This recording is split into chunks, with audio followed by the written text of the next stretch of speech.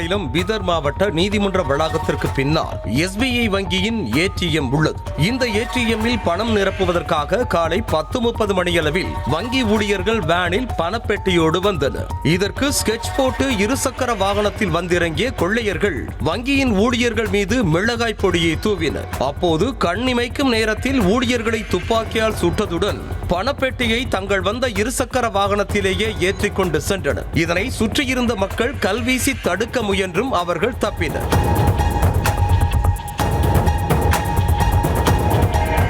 கொள்ளையர்கள் 5 முறை துப்பாக்கியால் சுட்டதில் ஒருவர் சம்பவ இடத்திலும் மற்றொருவர் மருத்துவமனையிலும் உயிரிழந்தனர். பணப்பெட்டியில் இருந்த 83 லட்சம் ரூபாயை கொள்ளையர்கள் திருடி சென்றதாக காவல்துறை தரப்பில் தெரிவிக்கப்பட்டுள்ளது. கொள்ளையர்கள் பயன்படுத்திய இருசக்கர வாகனத்தின் பதிவு எண்ணை கொண்டு பீதர் மாவட்ட போலீசார் தேடுதல் வேட்டையை தீவிரப்படுத்திய நிலையில் 4 தனிப்படைகளும் அமைக்கப்பட்டன.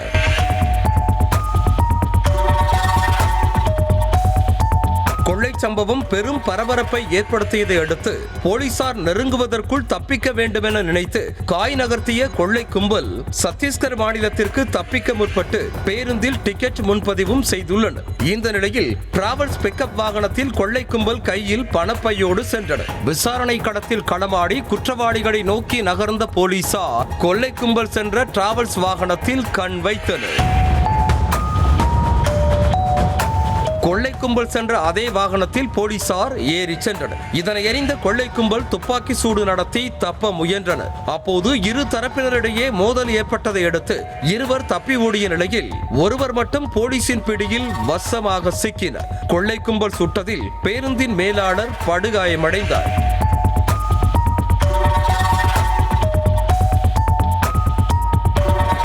ஒரு கையில் துப்பாக்கி ஒரு கையில் பணப்பை என சுற்றும் கொள்ளையர்களை பிடிக்க கர்நாடக மாநில காவல்துறையினர் தீவிரமாக உள்ளனர்.